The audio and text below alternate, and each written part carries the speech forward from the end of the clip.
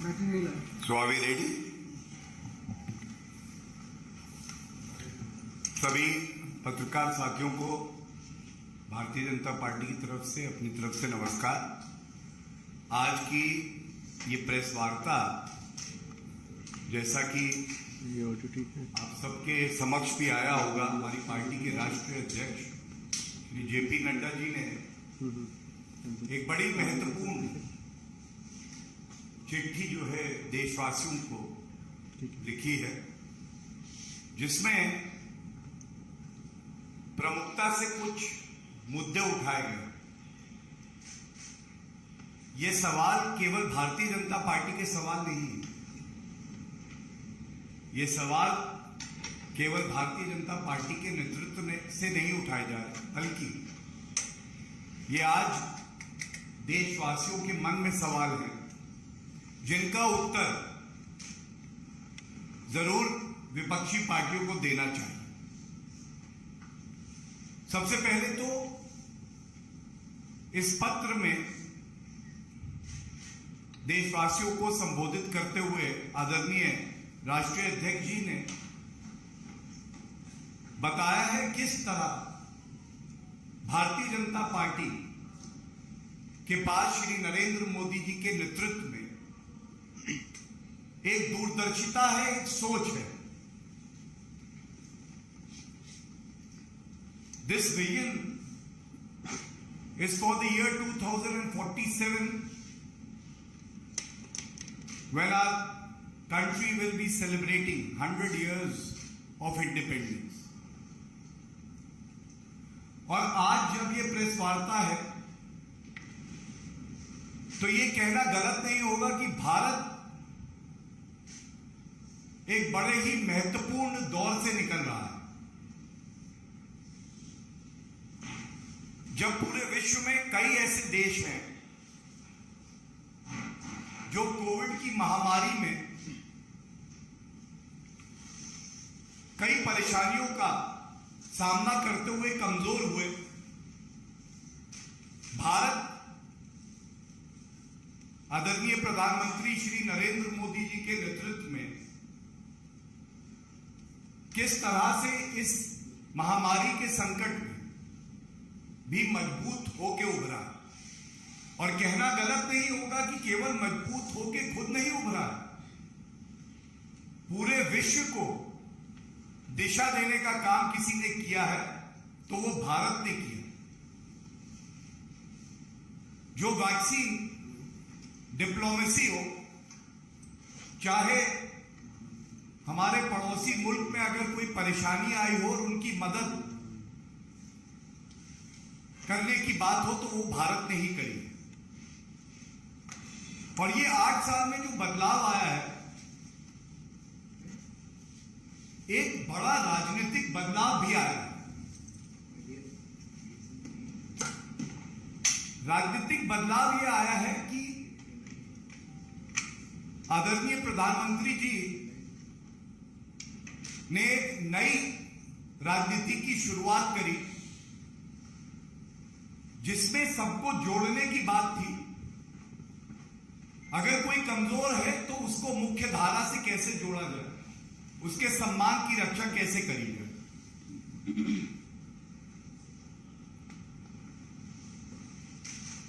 और जो पहले वोट बैंक की तोड़ो राजनीति होती थी, उस पे जोड़ो राजनीति हावी हो गई। पहले धर्म और जात के आधार पे विपक्षी पार्टियां, खासकर कांग्रेस पार्टी, तोड़ने का काम करती थी। अब आम नागरिक सरकार की तरफ देखता है और वो ये जानता है कि उसको मजबूत करने का काम कोई करेगा तो वो केंद्र की सरकार होगी। This is called politics of inclusion.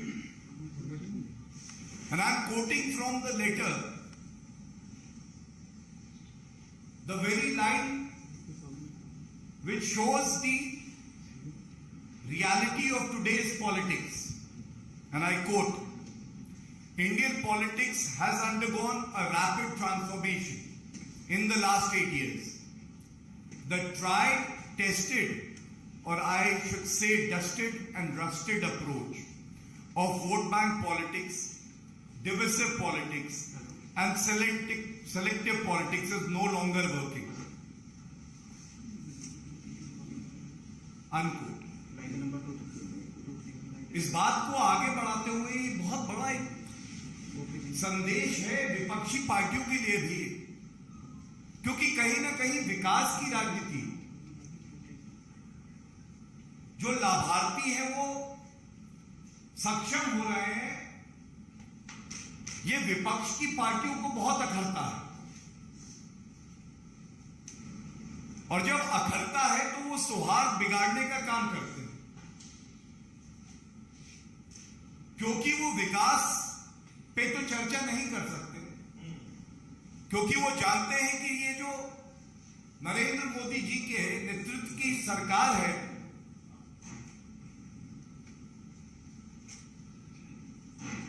ये बड़े ईमानदारी से जनता के प्रति समर्पित है और कार्य कर रही है। तो इसलिए नैरेटिव को बदला कैसे जाए, कैसे समाज में फूट डाली जाए, कैसे तोड़ा जाए, कैसे सौहार्द निकाला जाए, कैसे चयनात्मक राजनीति करी जाए,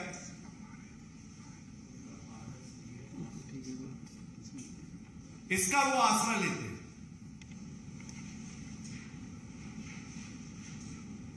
और अभी 2 दिन पहले विपक्षी पार्टियों ने एक अपील जारी करी थी, जिसके लिए ये कहना गलत नहीं होगा कि खोटी अपील, खोटी नियत, खोटी कांग्रेस और खोटा विपक्ष। और ये मैं क्यों कहता हूं, बड़ी जिम्मेदारी से आपको बताता हूं। उस चिट्ठी में अगर किसी का अपमान किया गया तो भारत के जो नागरिक हैं उनका अपमान किया जा रहा है, सेलेक्टिव पॉलिटिक्स की जा रही है। अगर आप अपील करते हैं तो क्या अपने अंदर नहीं झांकेंगे? इस चिट्ठी में प्रमुखता से आदरणीय राष्ट्रीय अध्यक्ष जी ने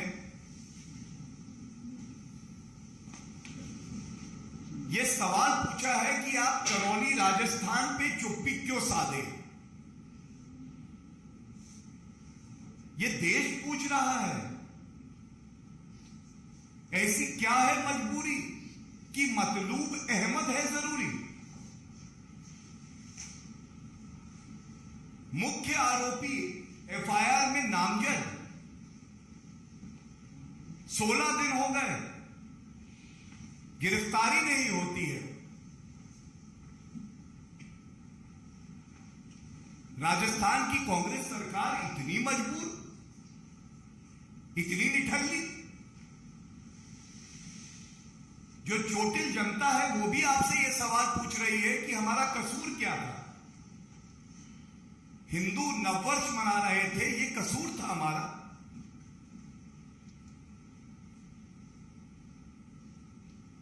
और इसीलिए चाहे पश्चिम बंगाल हो, चाहे झारखंड हो, चाहे राजस्थान हो, और हम महाराष्ट्र में भी देख रहे हैं क्या हो रहा है, लेकिन ये विपक्षी दल अपील तो करते हैं, लेकिन जो प्रमुख सवाल है उसका उत्तर नहीं देते। और हद कब हो जाती है मैं आपको बताऊं, जिन सरकारों को कटघरे में खड़ा होना, पश्चिम बंगाल की बात कर लीजिए, कानून व्यवस्था पूरी तरह से ध्वस्त है, लेकिन उस अपील में हस्ताक्षर मुख्यमंत्री ममता बनर्जी जी का भी है, जिसकी जवाबदेही है वो हस्ताक्षर कर रहा है और वो आरोप लगा रहा है, लेकिन जिस जिम्मेदारी का निर्वहन उसे करना है संवैधानिक शपथ लेके, वो नहीं कर रहा। ये एक अजीबोगरीब तरह की नकारात्मक सौहार्द बिगाड़ने वाली राजनीति केवल और केवल विपक्ष, खासकर कांग्रेस, टीएमसी, ये दल कर सकते हैं। और ये भारत, उज्जवल भारत जो आगे बढ़ रहा है, जो मजबूत हो रहा है, इसमें एक बात बिल्कुल स्पष्ट हो गई एक तरफ आदरणीय प्रधानमंत्री जी की एक दूरदर्शी सोच है, इस देश का हित कैसे हो, देश सर्वोपरि। दूसरी तरफ तुच्छ राजनीति करते हुए कांग्रेस की, विपक्षी पार्टियों की सोच है हमारा भला कैसे, हम सत्ता में कैसे हैं, हमें देश से कोई लेना देना नहीं। अगर सत्ता में आने के लिए दंगाइयों के साथ खड़ा होना पड़ेगा तो हम हो जाएंगे। अगर किसी दंगाई पे कार्रवाई नहीं करके हमें लाभ होता है राजनीतिक, तो हम वो भी करेंगे। और जैसा मैंने पहले कहा, ये जो जोड़ों की राजनीति है, इसके सामने विपक्ष की जो तोड़ों की राजनीति है वो बहुत बौनी हो गई। ये देश बदल गया। यहां वोट बैंक पॉलिटिक्स, तुष्टीकरण की पॉलिटिक्स, अब ये भारत के नागरिकों को स्वीकार नहीं है। वो जवाबदेही चाहता है विपक्ष से, और उसी विपक्ष से जो प्रदेश में सत्तारूढ़ है। ये गैर जिम्मेदार विपक्ष भूल जाता है कि कई प्रदेशों में वो सत्तारूढ़ है और वहां उसको जवाबदेही देनी हो।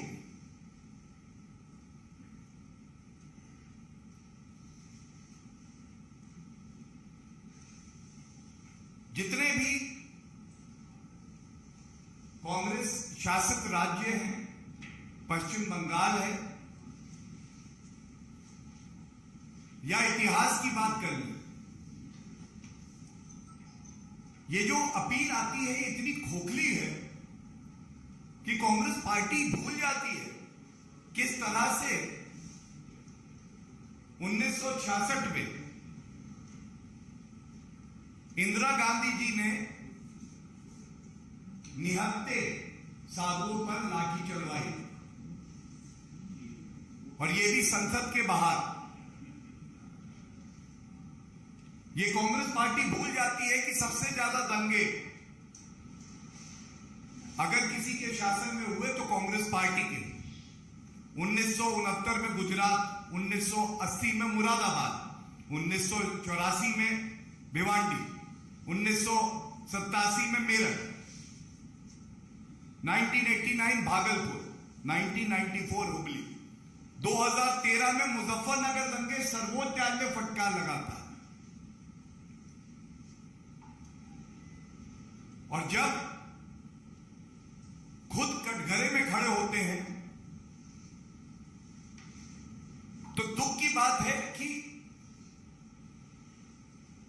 उसको सही कैसे ठहराते हैं। इसका सबसे दुर्भाग्यपूर्ण उदाहरण कोई है तो राजीव गांधी जी, जिन्होंने 1984 के नरसंहार को कह दिया कि जब बड़ा पेड़ गिरता है तो धरती हिलती है। इसका वर्णन भी इस अपील में है जो राष्ट्रीय अध्यक्ष जी ने लिखा।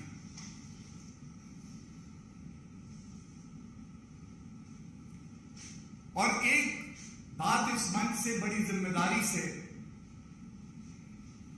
कहनी होगी,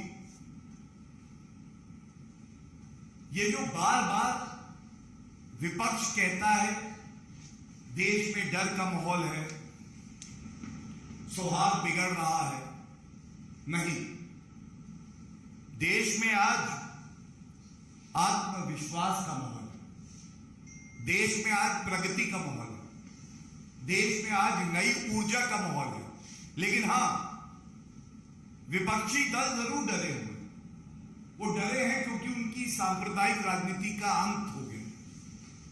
वो इसलिए डरे हैं, उन्हें पता है कि जो भ्रष्टाचार करते थे उस राजनीति का अंत होने जा रहा है। जो बांटने की राजनीति और तुष्टीकरण की राजनीति उनके डीएनए में है, उनकी रग रग में पहुंच गई, उस गंदे खून को अब निकाला जा रहा है।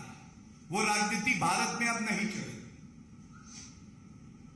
और अंत में जो अपने आप को समय के अनुसार नहीं बदलता है वो खत्म हो जाता है। विपक्षी दलों की जो नफरत भरी सोच है, इसका केवल एक ही अंजाम है, इन सब का अस्तित्व खत्म हो जाए।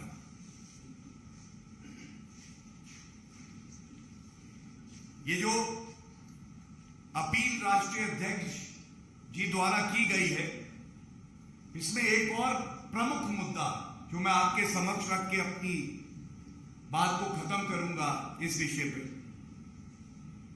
हम सब जानते हैं कि 10 मार्च को 5 राज्यों के विधानसभा चुनाव के परिणाम हैं। लोकतंत्र में जनता सर्वोपरि है। जनता ही तय करती है कि वो किसको आशीर्वाद देगी, किसकी नीतियों से सहमत है, किसकी नहीं सहमत है। और ऐतिहासिक ये इसलिए था कि 4 प्रदेश, जिसमें उत्तर प्रदेश जो जनसंख्या के आधार पे भारत का सबसे बड़ा प्रदेश है, भी शामिल है। 4 प्रदेशों में डबल इंजन की सरकार पुनः जनता का आशीर्वाद प्राप्त करती।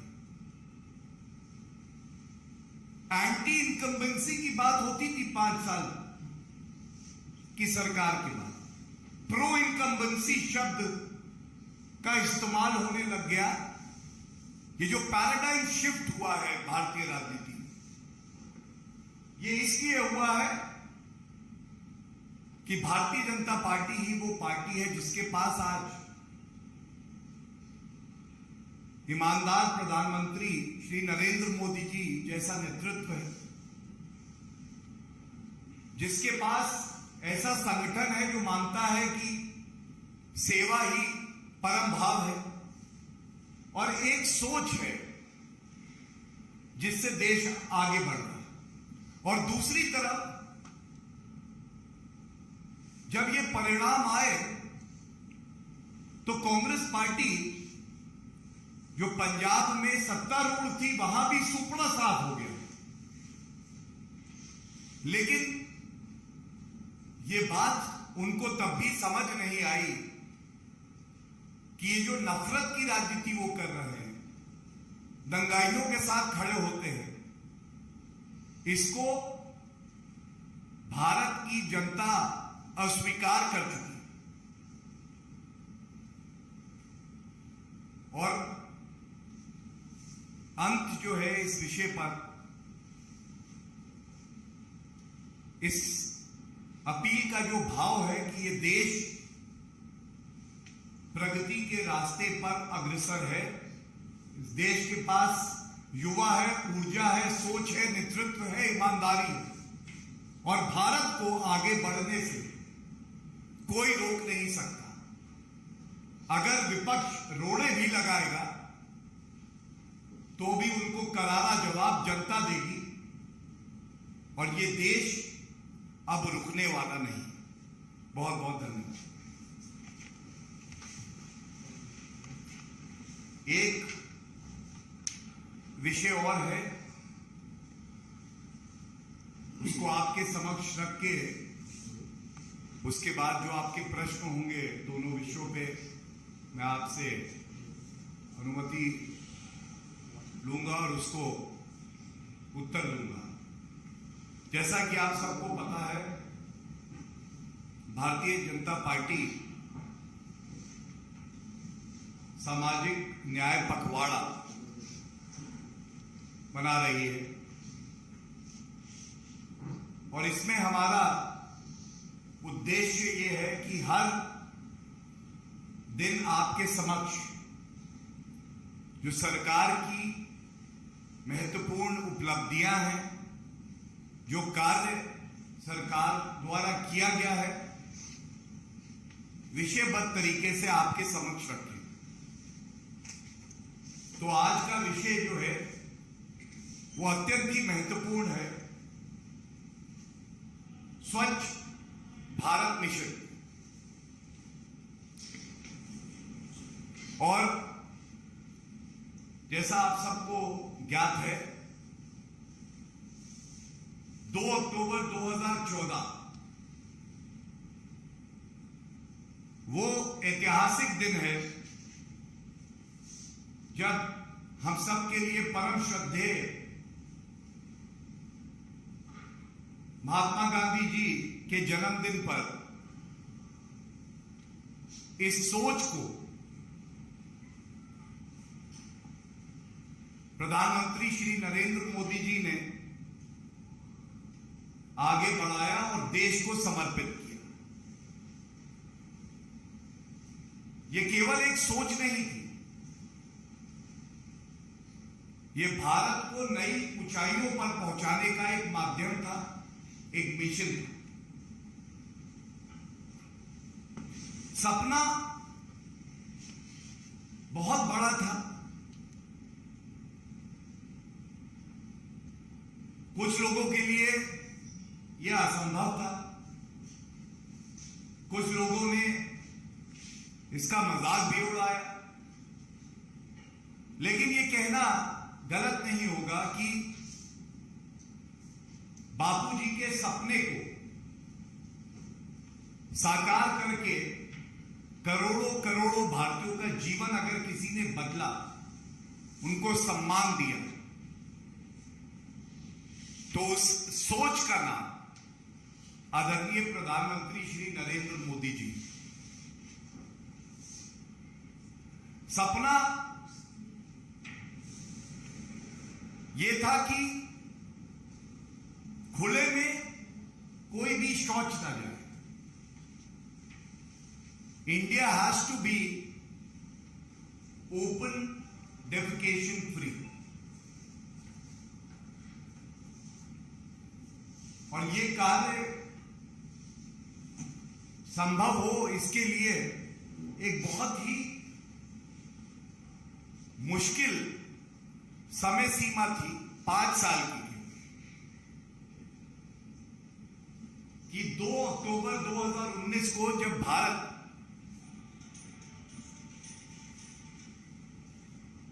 महात्मा गांधी जी की 150वीं जयंती बनाए, तब तक ये जो लक्ष्य है इसको पूरा कर लिया। और 10 करोड़ ये बहुत बड़ा एक नंबर है। इस लक्ष्य को सामने रखा गया। तब ऐसा प्रतीत होता था कि 10 करोड़ संभव नहीं है, लेकिन आज सामाजिक न्याय पखवाड़े की इस श्रृंखला में जब स्वच्छ भारत अभियान की बात हो रही है, हर भारतीय को गर्व की अनुभूति हो रही है कि 11.5 करोड़ से ज्यादा घरों को शौचालय मिले। 11.5 करोड़, कई मुल्कों की आबादी से ज्यादा बड़ा ये नंबर है। 58,000 गांव और 3300 से ज्यादा शहर जो योजना open defecation free ODF plus उसमें लाभान्वित हुए। और केवल घरों तक ये मुहिम पहुंचे, इसके अलावा यह भी सुनिश्चित करना कि सार्वजनिक स्थलों पे सामुदायिक स्वच्छता परिसर बने, यह भी इस सरकार ने किया। पब्लिक यूटिलिटीज, और इसकी संख्या है 8,20,000, 8,20,000।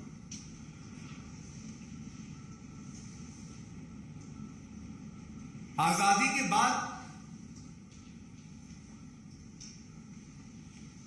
2014 तक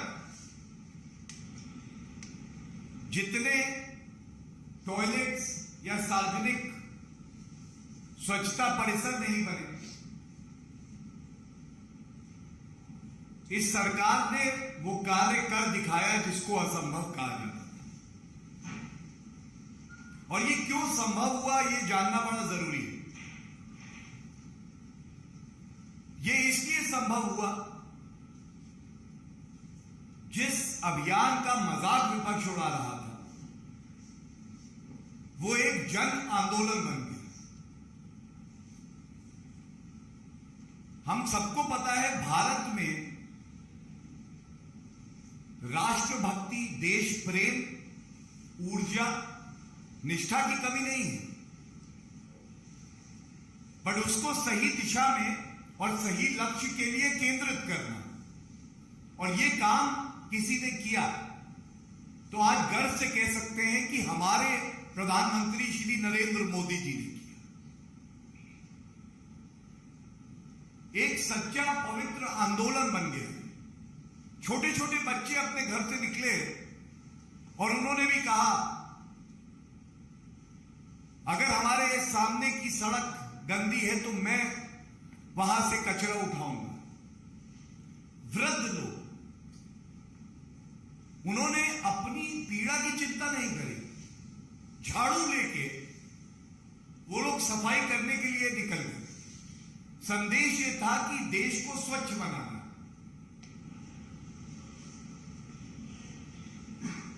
और वाकई चमत्कार हुआ, जिसकी गूंज केवल भारत तक सीमित नहीं रही, पूरे विश्व में गई। प्रधानमंत्री जी को global goalkeeper award bill and Melinda foundation द्वारा देकर सम्मानित किया गया। और प्रधानमंत्री जी ने भी जो उस अवार्ड की मूल भावना थी, उसके मद्देनजर उसे देशवासी जो 130 करोड़ हैं जिन्होंने योगदान दिया, उनको समर्पित कर दिया। इवन वर्ल्ड हेल्थ ऑर्गेनाइजेशन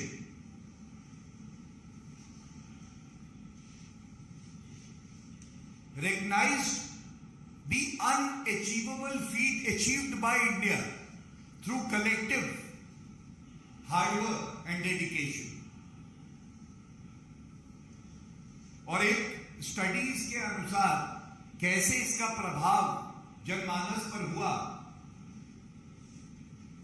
2014 से पहले हर साल करीब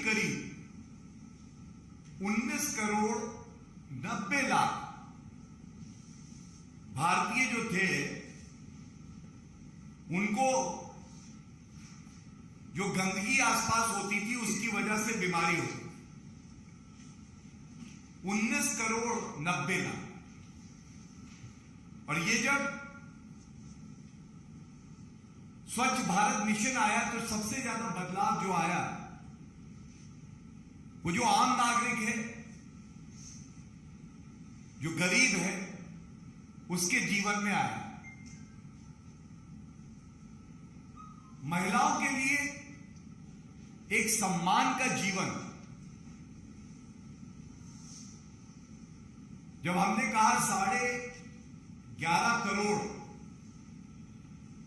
से ज्यादा शौचालय बनवाए, तो प्रधानमंत्री जी के शब्दों में ये शौचालय नहीं थे, ये इज्जत घर थे। 11.5 करोड़ परिवार इससे लाभान्वित हुए। महिलाओं को उनका सम्मान मिला। एक महिला पे सोचिए क्या बीतती होगी, और केवल महिला पे ही क्यों, उसके परिवार पे। जब वो बाहर खुले में शौच करने जाती थी, जब वो इंतजार करती थी कि सूर्य कब अस्त हो या सूर्य उदय से पहले मैं बाहर शौच में जाऊं, ये बहुत बड़ा बदलाव आया और भारत ने इसे करके दिखाया। आज ये आत्मचिंतन का सबब उनके लिए है जो इसका मजाक उड़ाते। स्वच्छ भारत मिशन के लिए बजट में 2022-23 में 7,192 करोड़ रुपए आवंटित किए गए। ये स्वच्छ भारत ग्रामीण के लिए और स्वच्छ भारत मिशन शहरी के लिए 2021 से 2026 5 साल की अवधि में 1,41,678 करोड़ रुपए खर्च किए गए। यह दिखाता है कि हमारी प्रतिबद्धता स्वच्छ भारत को लेके नल से जल पहुंचे, यह सुनिश्चित करेगी कि ऐसा कोई घर ना हो जहां पे जो मूलभूत सुविधाएं हैं वो नागरिकों के पास ना। जो मंत्र है वो यही है कि आम जनता किस तरह से सम्मानपूर्वक मुख्य धारा से जुड़ के देश को आगे बढ़ा और सही मायने में जब देश का इतिहास लिखा जाएगा तो स्वर्ण अक्षरों में अगर कोई अभियान आएगा तो वो स्वच्छ भारत अभियान होगा। केवल इसलिए नहीं कि करोड़ों शौचालय बने, करोड़ों जल के नल कनेक्शन दिए गए, पर क्योंकि जो मूलभूत सुविधाएं थी उससे करोड़ों नागरिकों का जीवन बेहतर। धन्यवाद। देश में जो पत्रिका उसने कहा कि जो विपक्ष है वो सिलेक्टिव राजनीति करता है, करौली की हिंसा पे वो चुप रहा, लेकिन दिल्ली में जो घटना हुई जहांगीरपुरी में इसको लेकर विपक्ष जो है खासतौर पर आम आदमी पार्टी ये कह रही है कि दिल्ली पुलिस जो है वो केंद्र सरकार के अंदर में आती है और कहीं भी कोई भी घटना अगर दिल्ली में हो रही है तो बीजेपी जो है दलगाई पार्टी उसी की वजह से हो रही है और वो लोग प्रमोट करते हैं। देखिए, भारतीय जनता पार्टी और अपराध अराजक पार्टी में कुछ तो फर्क होगा। फर्क यह है कि जब दिल्ली की पुलिस अपना कार्य कर रही है उस वक्त इस विषय पे कोई भी टिप्पणी करना हमारे लिए उचित नहीं होगा, लेकिन इतिहास गवाह है कि भारतीय जनता पार्टी की अगर सरकार जब भी रही तो जो आरोपी हैं उनको बख्शा नहीं, कड़ी कार्रवाई होती है और दिल्ली पुलिस को अपना कार्य करने देना चाहिए, उस पर राजनीति नहीं होनी चाहिए। गौरव जी, सोनिया गांधी ने लिखा है कि साजिश के तहत भारत में एक स्थायी उन्माद की स्थिति बना दी और ये सरकार की विभाजनकारी नीति का हिस्सा है।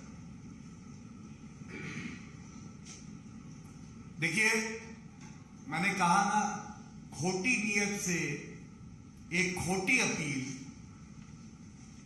जो इसलिए नहीं करी गई कि सौहार्द बना रहे, वो जो उनका एक विशेष वोट बैंक है उसको उकसाने के लिए की गई, देश का ताना बाना तोड़ने के लिए की गई। और इसीलिए आदरणीय राष्ट्रीय अध्यक्ष जी ने पूछा है 15 दिन से मुख्य आरोपी गिरफ्तार नहीं हुआ, इसकी जिम्मेदारी कौन लेगा।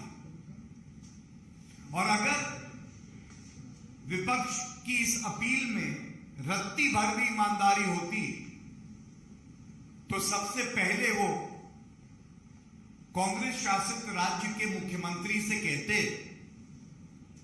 कि किसी आरोपी का धर्म मत देखो, संविधान देखो, कानून देखो और सख्त से सख्त कार्रवाई करो, लेकिन ऐसा हुआ नहीं। गौरव जी, एक और बात है, जिस तरह से बीजेपी शासित राज्यों में जो अपराध कर रहे हैं उनके खिलाफ बुलडोजर चलाया जा रहा है, इसको लेकर के मदनी ने सुप्रीम कोर्ट में अपील की है और कहा है कि यह गलत तरह की राजनीति को जन्म देगा। देखिए, सर्वोच्च न्यायालय में अगर कोई मामला है उस पर टिप्पणी करना बिल्कुल उचित नहीं होगा, लेकिन यह भी विचित्र राजनीति है विपक्ष की कि पत्थर जब उग्रवादी मारते हैं तो वो विपक्ष के लिए मोहब्बत, प्यार, सौहार्द का प्रतीक है, लेकिन न्याय संगत तरीके से कानून के तहत अगर बुलडोजर उग्रवादियों को सजा देने का कार्य करता है तो वो नफरत फैलाने वाला होता है। बुलडोजर अगर किसी उग्रवादी को सजा देने के लिए चले तो वो ठीक है, ये बात आपको समझनी होगी। और जो विपक्ष का बुलडोजर सारे नागरिकों की भावनाओं को आहत करने के लिए चलता है, संविधान को खंडित करने के लिए चलता है, जो विपक्ष का बुलडोजर रोज समानता और सौहार्द को बिगाड़ने के लिए चलता है, उसको कैसे उचित कहेंगे ये बताओ। ये बात विपक्ष में नहीं, उलेमा ये हिंद के मजहबी ने कही। सर्वोच्च न्यायालय की पिटीशन पे कोई भी टिप्पणी करना उचित नहीं होगा। जो कार्रवाई की जा रही है वो न्याय संगत है, कानून के तहत है। धन्यवाद। I think good for the day. Thank you.